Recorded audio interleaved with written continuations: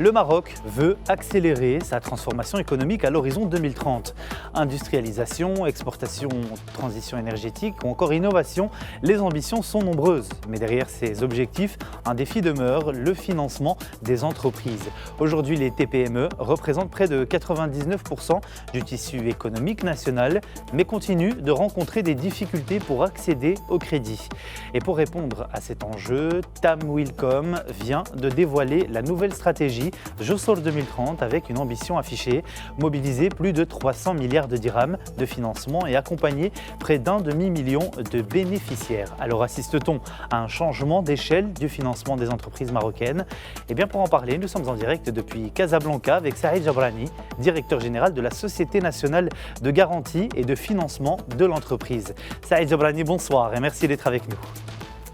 Bonsoir. Alors, je commence avec cette question. Le Maroc crée de plus en plus d'entreprises, pourtant très peu changent réellement de dimension. Où se situe aujourd'hui le principal blocage selon vous?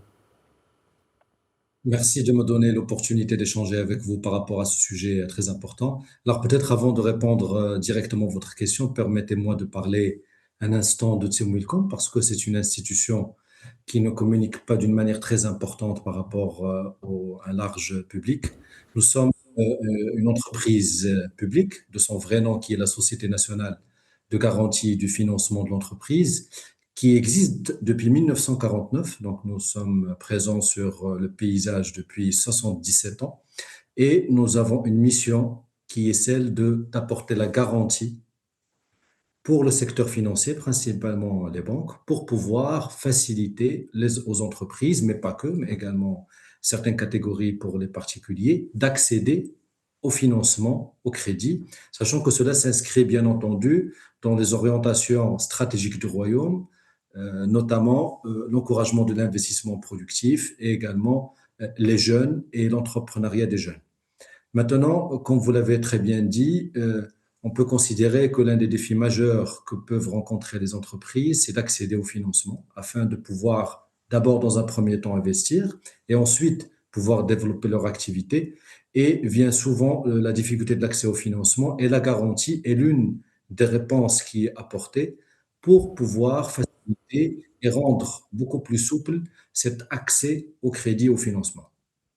Alors selon la CGEM, Monsieur Jabrani, seulement 0,5% des petites entreprises parviennent à franchir un palier de croissance. Pourquoi est-ce que c'est si difficile?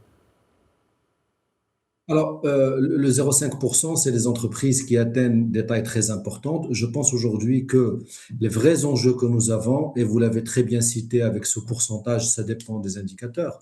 Est-ce que c'est 95, est-ce que c'est 99? C'est d'abord de massifier le nombre de bénéficiaires et notamment les TPE, les très petites entreprises, sont le vrai challenge, sont le vrai cœur d'intervention de Team Wilcom par le biais de nos mécanismes de garantie et autres. Sachant que dans le cadre de notre nouvelle stratégie JOSOL 2030, et nous aurons l'occasion d'en dire les principaux leviers, les principaux objectifs, nous escomptons également améliorer le nombre d'entreprises qui peuvent passer à l'échelle de façon à améliorer ce fameux 0,5% pour que les entreprises puissent grandir et se développer davantage. Selon vous, est-ce que le problème est d'abord financier ou est-ce qu'il touche également la gouvernance, les compétences ou encore l'innovation ou l'accès au marché? Vous savez, c'est un sujet qui est extrêmement vaste et moi je dirais que la réponse est un peu tous les sujets que vous avez cités. On ne peut pas considérer que c'est un seul et unique, une seule difficulté.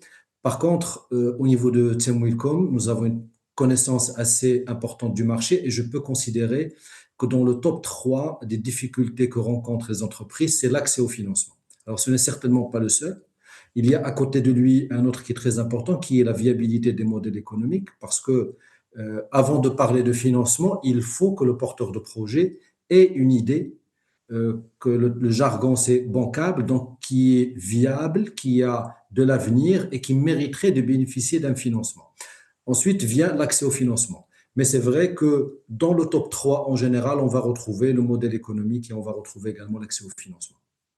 Parlons à présent de Josol 2030. TAM Willcom annonce vouloir réaliser en 5 ans ce qu'elle a accompli en 10 ans.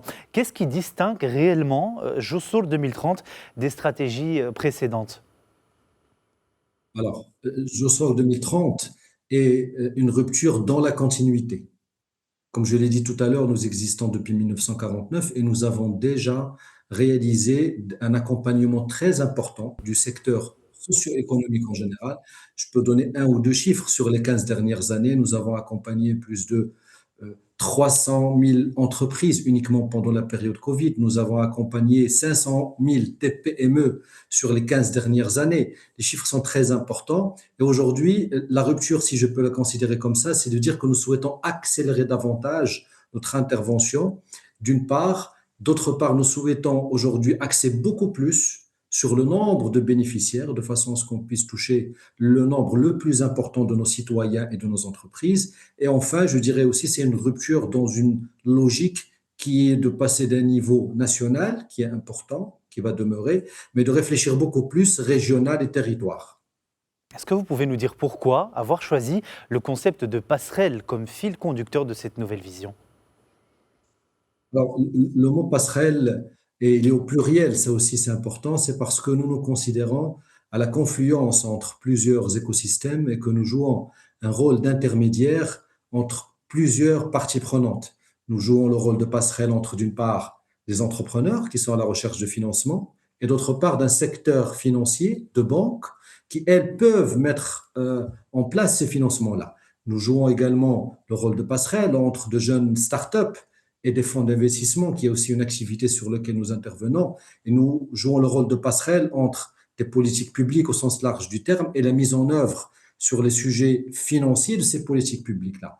Donc c'est vraiment, pas, je crois que c'est une multitude d'activités où nous souhaitons jouer un rôle d'intermédiaire entre plusieurs écosystèmes, sachant que, et c'est très important de le dire, euh, nous jouons une partie de la partition, mais nous nous inscrivons dans des politiques publiques qui sont beaucoup plus larges et beaucoup plus globales. Alors, Josol 2030 ambitionne de mobiliser 300 milliards de dirhams de financement, ce qui est considérable. Comment comptez-vous atteindre cet objectif? Alors, le 300 milliards, et je vais citer aussi quelques autres indicateurs, il faut le comprendre, c'est sur la période des 5 prochaines années, c'est les crédits qui vont être mobilisés par l'ensemble du secteur financier, bancaire, grâce à la contribution de la garantie du cofinancement de Tiamwilco.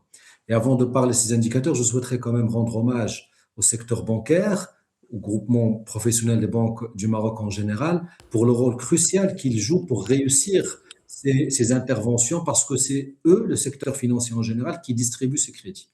Maintenant, par rapport à votre point, ben, l'objectif, c'est de continuer, c'est de massifier, c'est de faire confiance au secteur financier, c'est de digitaliser nos process pour qu'on puisse être le plus réactif et le plus rapide, et c'est de mettre sur le marché de nouvelles générations de produits, notamment de cofinancement, certes, avec toujours une logique de recherche d'impact pour aller viser certains secteurs, certaines priorités stratégiques du royaume pour avoir le plus d'impact possible.